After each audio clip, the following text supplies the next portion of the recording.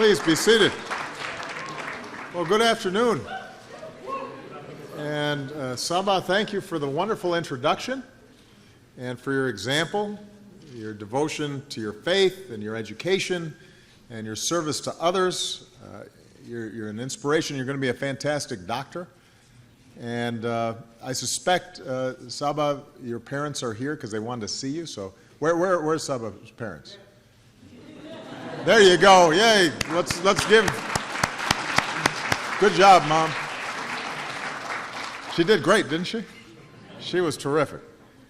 To everyone here at the Islamic Society of Baltimore, thank you for welcoming me here today.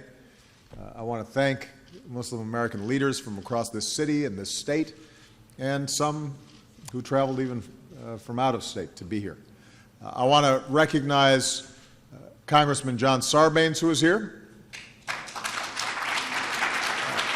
as well as two other great leaders in Congress and proud Muslim Americans, Congressman Keith Ellison from the great state of Minnesota, and Congressman Andre Carson from the great state of Indiana. Now, this mosque, like so many in our country, is an all-American story. You've been part of this city for nearly half a century. You serve thousands of families, some who've lived here for decades, as well as immigrants from many countries who've worked to become proud American citizens. Now, a lot of Americans have never visited a mosque. And to the folks watching this today who haven't, think of your own church or synagogue or temple. And a mosque like this will be very familiar. This is where families come to worship and express their love for God and for each other. There's a school where teachers open young minds, kids play baseball and football and basketball, boys and girls. I hear they're pretty good. Cub Scouts, Girl Scouts meet, recite the Pledge of Allegiance here. With interfaith dialogues, you build bridges of understanding with other faith communities, Christians and Jews. There's a health clinic that serves the needy, regardless of their faith. And members of this community are out in the broader community, working for social justice and urban development. As voters, you come here to meet candidates. As one of your members said, just look at the way we live. We are true Americans. So the first thing I want to say is two words that Muslim Americans don't hear often enough, and that is thank you. Thank you for serving your community. Thank you for lifting up the lives of your neighbors and for helping keep us strong and united as one American family. We are grateful for that.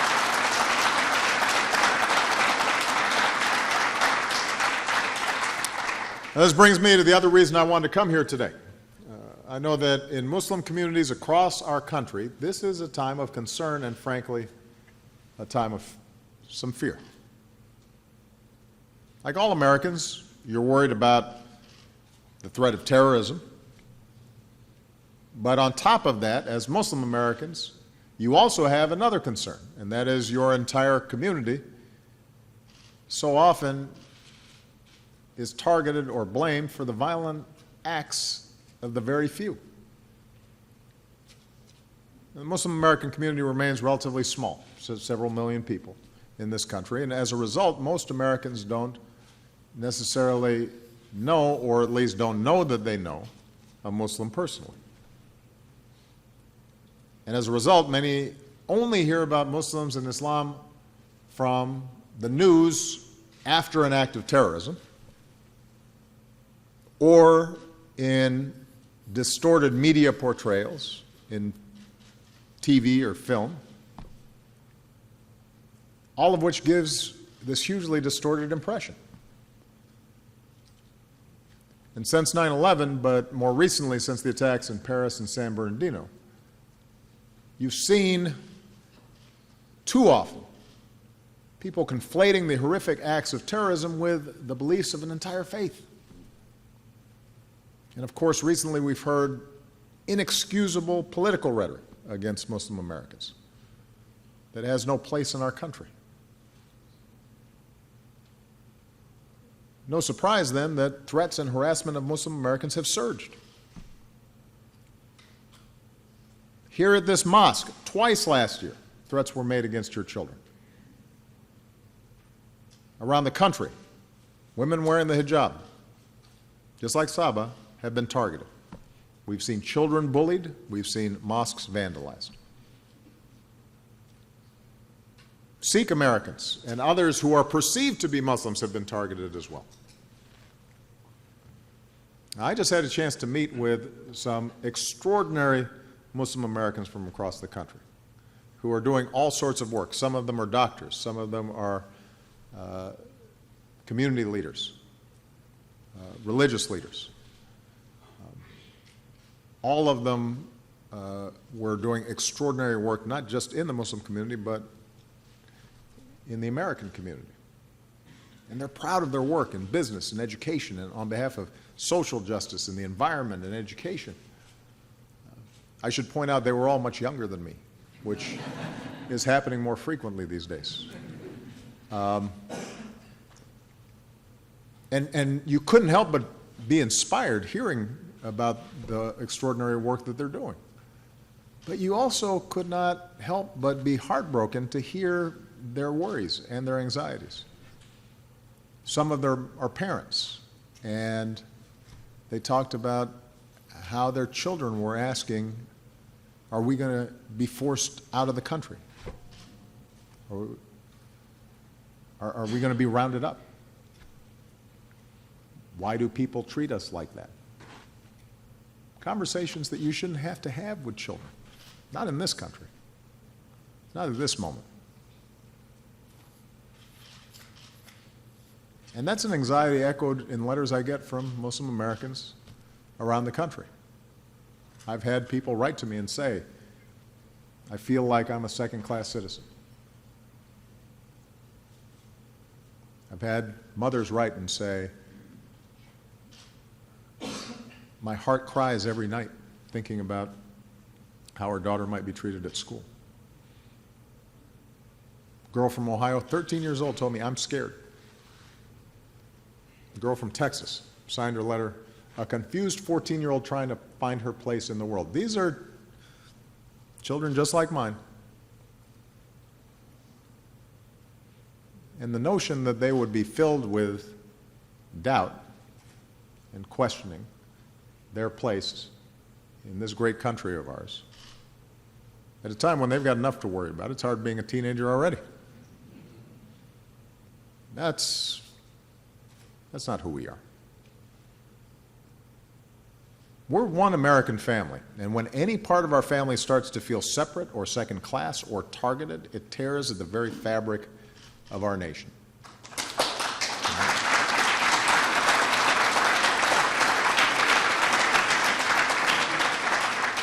It's a challenge to our values, and that means we have much work to do. We've got to tackle this head on. We have to be honest and clear about it, and we have to speak out. This is a moment when, as Americans, we have to truly listen to each other and learn from each other.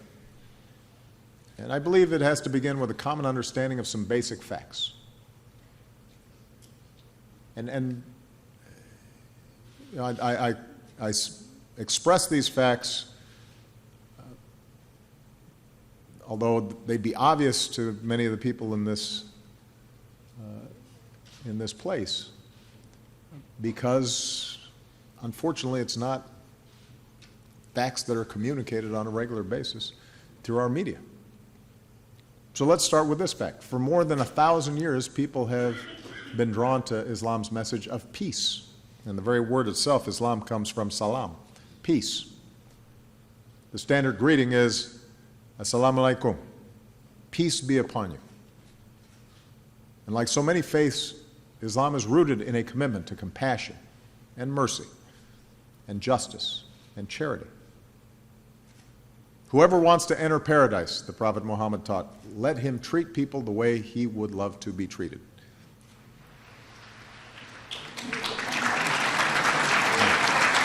And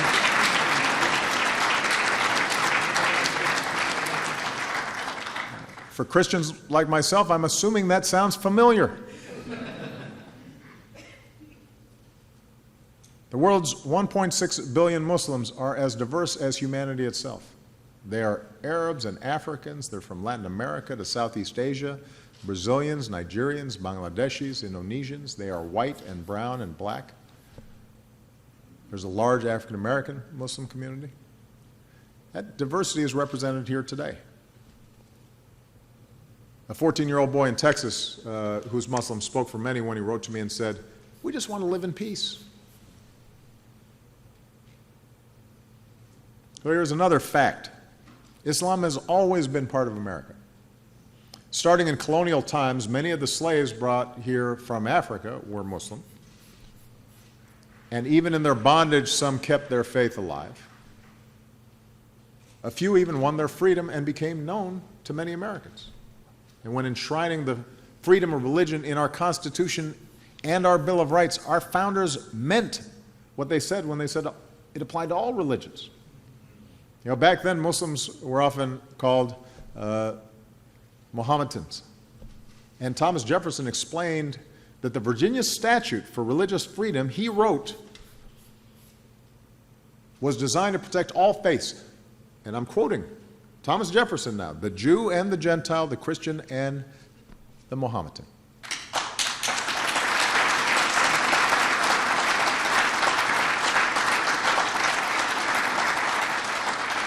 Jefferson and John Adams had their own copies of the Quran. Benjamin Franklin wrote that even if the Mufti of Constantinople were to send a missionary to preach to us, he would find a pulpit at his service.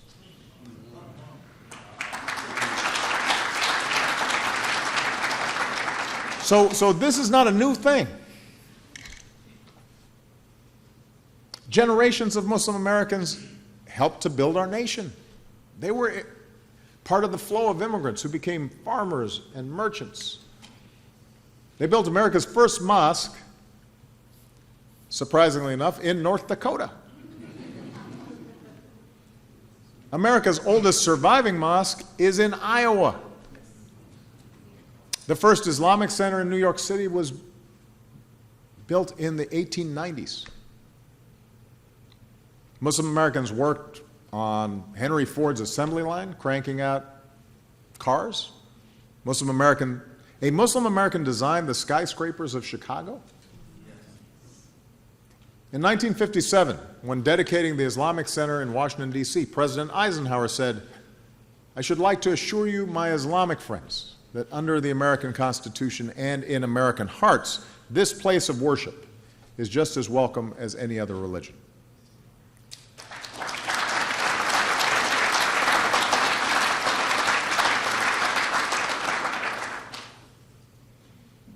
And perhaps the most pertinent fact, Muslim Americans enrich our lives today in every way. They're our neighbors, the teachers who inspire our children, the doctors who trust us with our health, future doctors like Saba. They're scientists who win Nobel Prizes, young entrepreneurs who are creating new technologies that we use all the time. They're the sports heroes we cheer for, like Muhammad Ali and Kareem Abdul-Jabbar, Hakeem Olajuwon. And by the way, when Team USA marches into the next Olympics, one of the Americans waving the red, white, and blue will be a fencing champion wearing her hijab. Ibtihad Muhammad, who is here today, stand up. Come on, let me... There you go.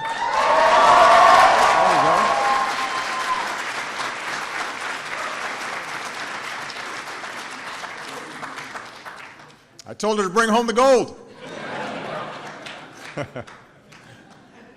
Not to put any pressure on you.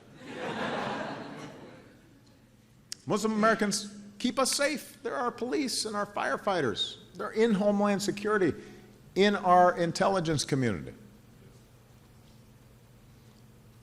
They serve honorably in our armed forces, meaning they fight and bleed and die for our freedom. Some rest in Arlington National Cemetery.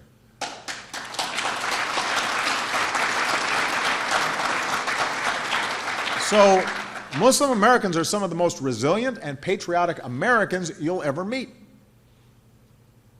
We're honored to have some of our proud Muslim American service members here today. Please stand if you're here, so we can thank you for our service.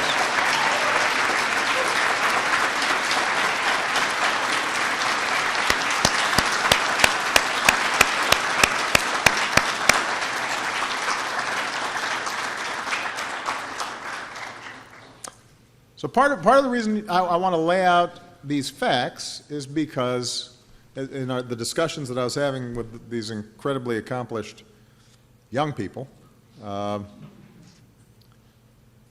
they were pointing out that so often they felt invisible, and part of what we have to do is to lift up the contributions of the Muslim American community, not when there's a problem, but all the time.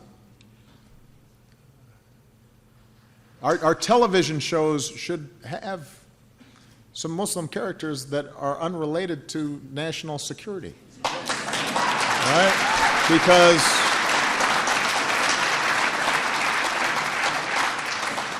it's not that hard to do. Now, there was a time when there were no black people on television. And you can tell good stories while still representing the reality of our communities.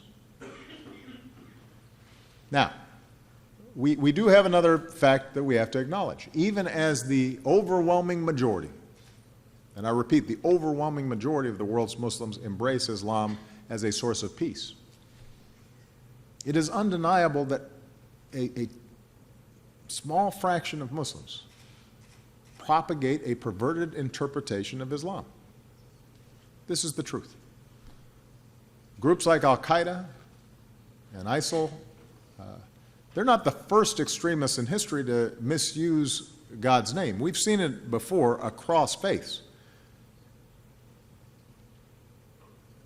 But right now, there is an organized extremist element that draws selectively from Islamic texts, twists them in an attempt to justify their killing and their terror. They combine it with false claims that America and the West are at war with Islam. And this warped thinking that has found adherents around the world, including, as we saw tragically in Boston and Chattanooga and San Bernardino, is real. It's there. And it creates tensions and pressure that disproportionately burden the overwhelming majority of law-abiding Muslim citizens. And the question then is, how do we move forward together? How do we keep our country strong and united? How do we defend ourselves against organizations that are bent on killing innocents? And it can't be the work of any one faith alone. It can't be just a burden on the Muslim community, although the Muslim community has to play a role. We all have responsibilities. So with the time I have left, I just want to suggest a few principles that I believe can guide us. First, at a time when others are trying to divide us along lines of religion or sect, we have to reaffirm that most fundamental of truths. We are all God's children. We're all born equal with inherent dignity. And so often we focus on our outward differences and we forget how much we share. Christians, Jews, Muslims, we're all, under our faiths, descendants of Abraham. So mere tolerance of different religions is not enough. Our faiths summon us to embrace our common humanity. O mankind, the Quran teaches, we have made you peoples and tribes that you may know one another.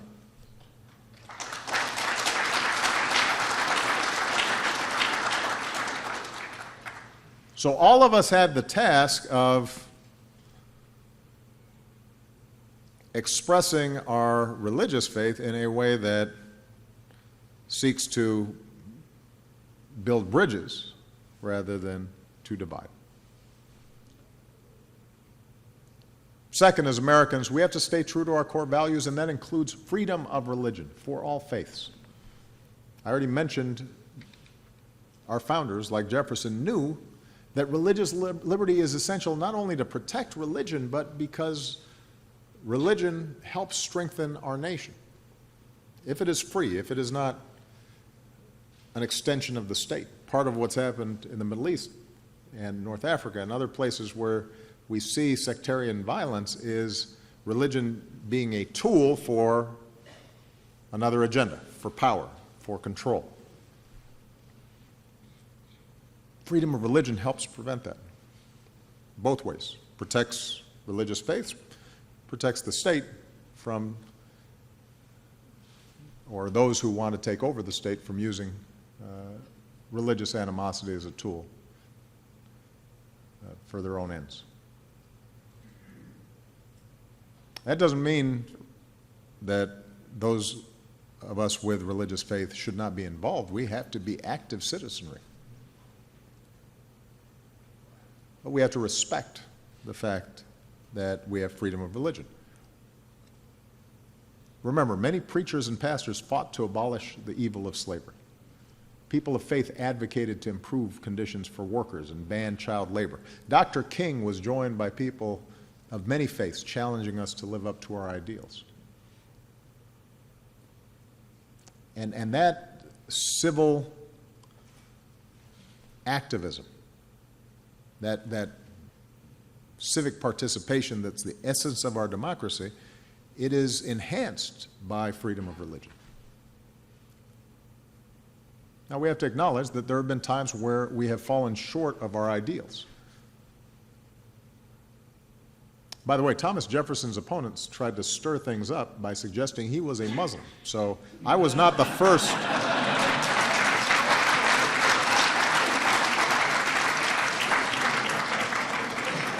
No, it's true. It's true. Look it up. I'm in good company. But it hasn't just been attacks of that sort that have been used. Mormon communities have been attacked throughout our history. Catholics, including most prominently JFK, John F. Kennedy, when he ran for president, was accused of being disloyal. There was a suggestion that he would be taking orders from the Pope as opposed to upholding his constitutional duties. Anti-Semitism in this country has a sad and long history, and Jews were excluded routinely from colleges and professions and from public office. And so, if we're serious about freedom of religion, and I'm speaking now to my fellow Christians who remain the majority in this country, we have to understand an attack on one faith is an attack on all our faiths.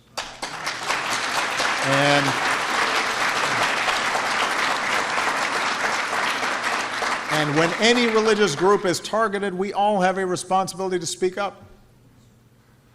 And we have to reject a politics that seeks to manipulate prejudice or bias and targets people because of religion. We've got to make sure that hate crimes are punished and that the civil rights of all Americans are upheld.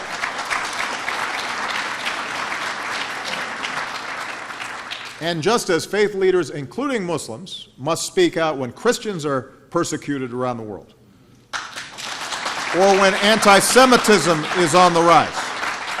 Because the fact is that there are Christians who are targeted now in the Middle East, despite having been there for centuries.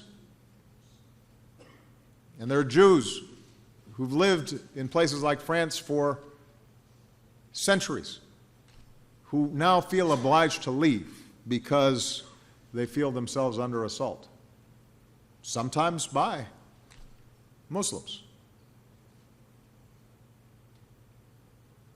We have to be consistent in condemning hateful rhetoric and violence against everyone, and that includes against Muslims here in the United States of America. So, none of us can be silent.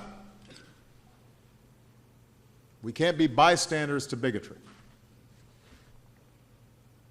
And together we've got to show that America truly protects all faiths.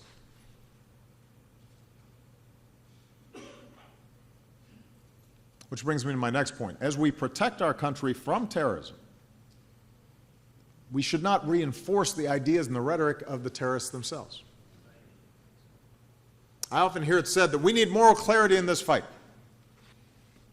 And the suggestion is somehow that if I would simply say these are all Islamic terrorists, then we would actually have solved the problem by now, apparently. Well, I agree we actually do need moral clarity. Let's have some moral clarity. Groups like ISIL are desperate for legitimacy. They try to portray themselves as religious leaders and holy warriors who speak for Islam. I refuse to give them legitimacy. We must never give them that legitimacy.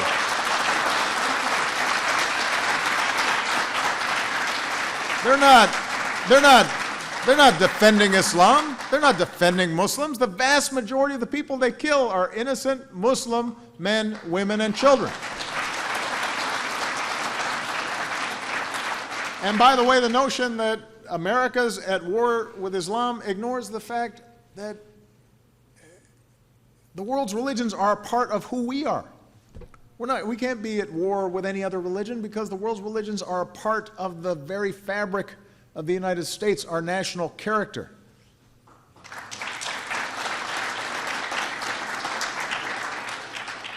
So the best way for us to fight terrorism is to deny these organizations legitimacy and to show that here in the United States of America, we do not suppress Islam. We celebrate and lift up the success of Muslim Americans. That's how we show the lie that they're trying to propagate. We shouldn't play into terrorist propaganda.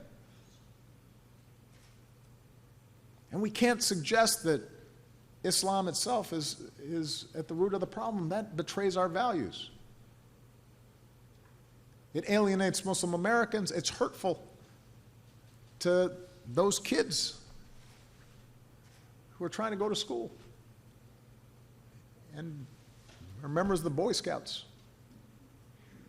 and are thinking about joining our military. That kind of mindset helps our enemies. It helps our enemies recruit. It makes us all less safe. So let's be clear about that.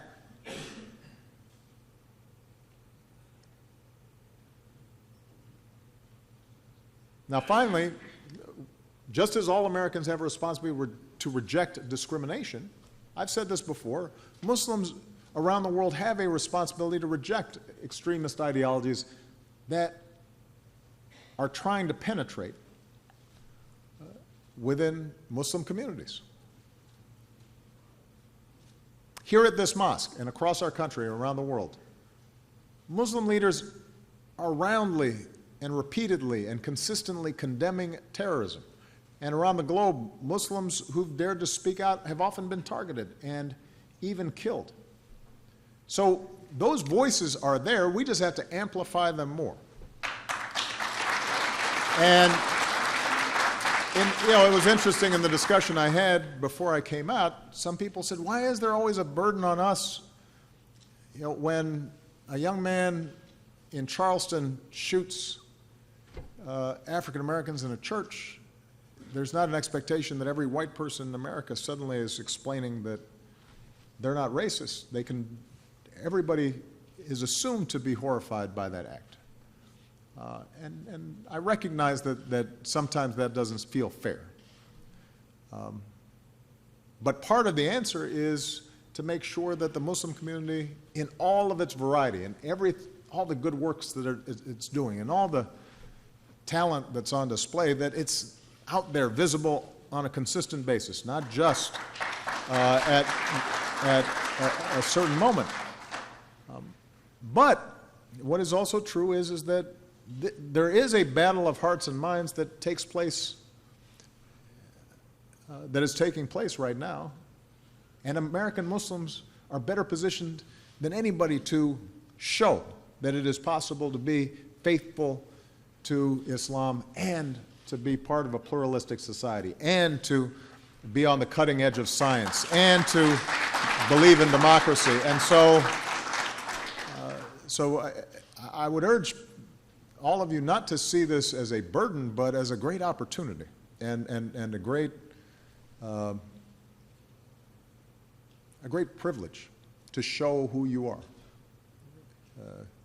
To use a little Christian expression, let your light shine.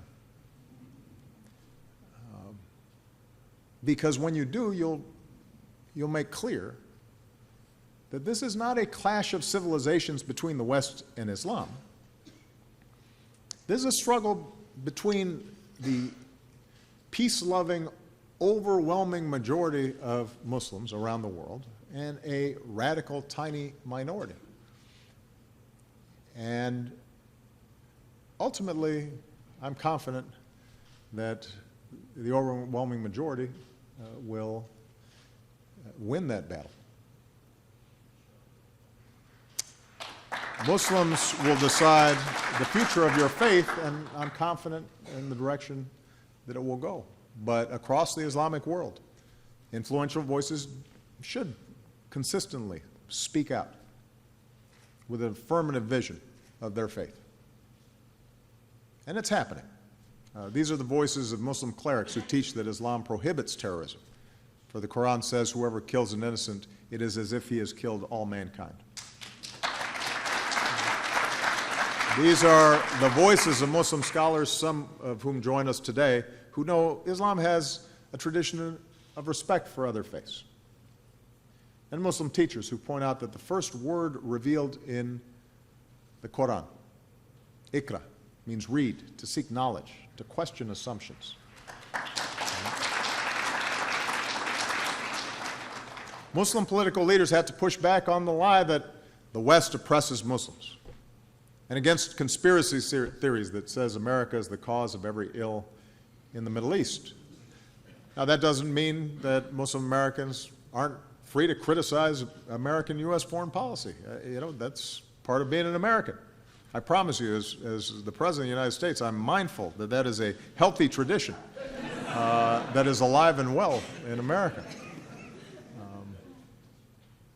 But like leaders everywhere, these leaders have been offering and need to continue to offer a positive vision for progress.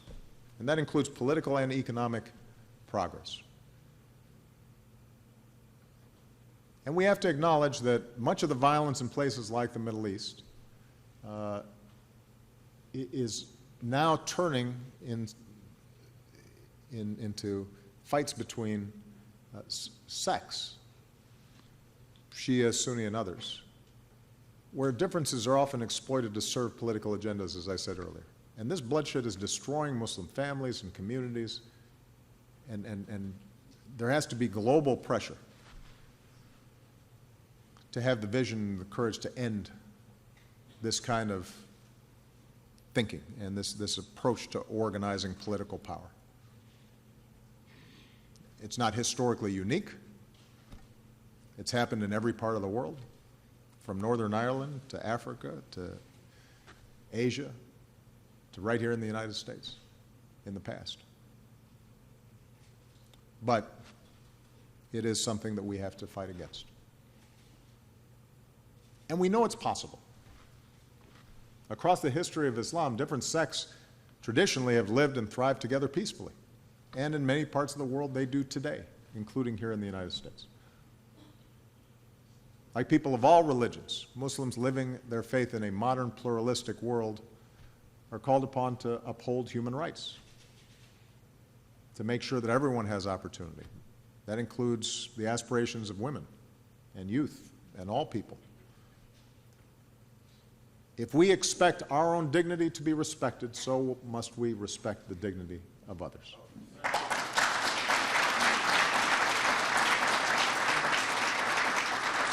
So let me conclude by saying that as Muslim communities stand up for the future that you believe in, that you exhibit in your daily lives, as you teach your children,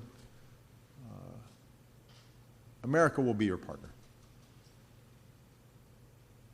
We will I will do everything I can to lift up the multiplicity of Muslim voices that promote pluralism and peace. We will continue to reach out to young Muslims around the world, empowering them with science and technology and entrepreneurship so they can pursue their God-given potential and help build up their communities and provide opportunity. It's why we will continue to partner with Muslim American communities, not just to help you protect against extremist threats, but to expand healthcare and education and opportunity. Because that's the best way to build strong, resilient communities.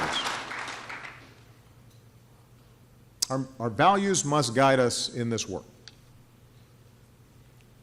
Engagement with Muslim American communities must never be a cover for surveillance. We can't give in to profiling entire groups of people. There's no one single profile of terrorists. We can't securitize our entire relationship with Muslim Americans. We can't deal with you solely through the prism of law enforcement. We've got to build trust and mutual respect. That's how we'll keep our communities strong and our communities united. Now, as I was in discussion with the young people before I came in here, I said, this will be a process. Law enforcement has a tough job. Some of these groups are specifically trying to target Muslim youth. We're going to have to be partners in this process. There will be times where the relationship is clumsy or mishandled. But I want you to know that from the President to the FBI Director to everybody in law enforcement, my directive and their understanding is that this is something we have to do together.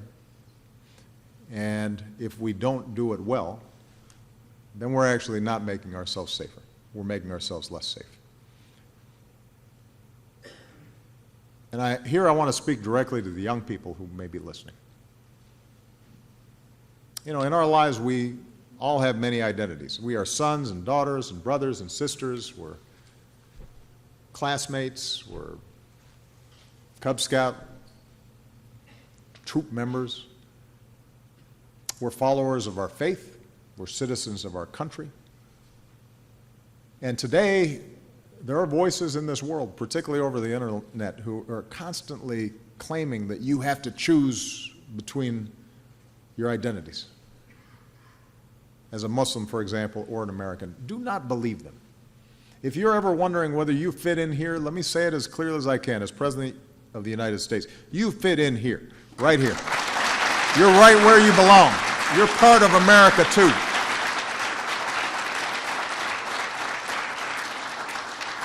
You're not Muslim or American, you're Muslim and American. And don't grow cynical. Don't respond to ignorance by embracing a worldview that suggests you must choose between your faith and your patriotism. Don't believe that you have to choose between your best impulses and somehow embrace a worldview that pits us against each other, or even worse, glorifies violence. Understand your power to bring about change. Stay engaged in your community. Help move our country forward, your country forward.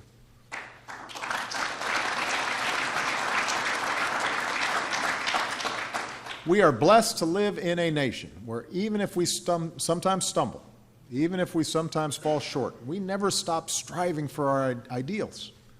We keep moving closer to that more perfect union. We're a country where if you work hard and if you play by the rules, you can ultimately make it, no matter who you are or how you pray. It may not always start off even in the race, but here more than any place else, there is the opportunity to run that race. And as we go forward, I want every Muslim American to remember you are not alone. Your fellow Americans stand with you, just as Saba described her friends after she decided that she was going to start wearing a hijab. That's not unusual. Because just as so often we only hear about Muslims after a terrorist attack. So often we only hear about America's response to Muslims after a hate crime has happened. And we don't always hear about the extraordinary respect and love and community that so many Americans feel.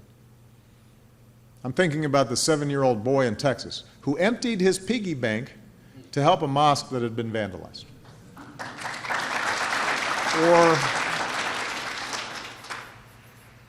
Or all the faith communities that rallied around Muslim Americans after the tragedy in Chapel Hill. The churches and the synagogues standing shoulder to shoulder with their local mosques, including the woman carrying a sign saying, "We love our Muslim neighbors." Think of our men and women in uniform who, when they heard that a little girl was afraid because she was a Muslim, sent her a message, "I will protect you."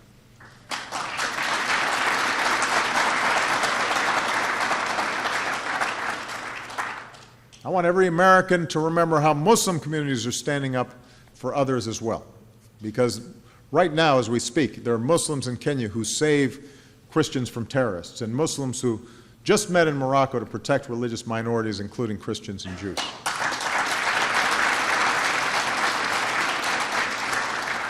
The good people of this mosque helped the city move forward after the turmoil of last year. Muslim Americans across the country helped African American churches rebuild after arson. Remember the Muslim Americans in Boston who reached out to victims of the marathon bombing. And the Muslim Americans across the country who raised money for the families of San Bernardino. The Muslim Americans in Chattanooga who honored our fallen service members, one of them saying, "In the name of God, the God of Abraham, Moses, Jesus, and Muhammad, God bless our fallen heroes."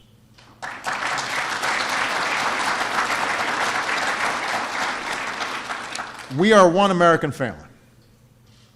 We will rise and fall together. It won't always be easy. There will be times where our worst impulses are given voice. But I believe that ultimately our best voices will win out. And that gives me confidence and faith in the future. After more than 200 years, our blended heritage, the patchwork quilt which is America, that is not a weakness, that is one of our greatest strengths. It's what makes us a beacon to the world. It's what led that mother who wrote to me, the one who worries about her young daughter, it led her to end her letter with hope. Despite her fears, she said, "I still believe in one nation, under God, indivisible, with liberty and justice for all." May God's peace be upon you. May God bless the United States of America. Thank you very much, everyone. Thank you. Thank you. Thank you.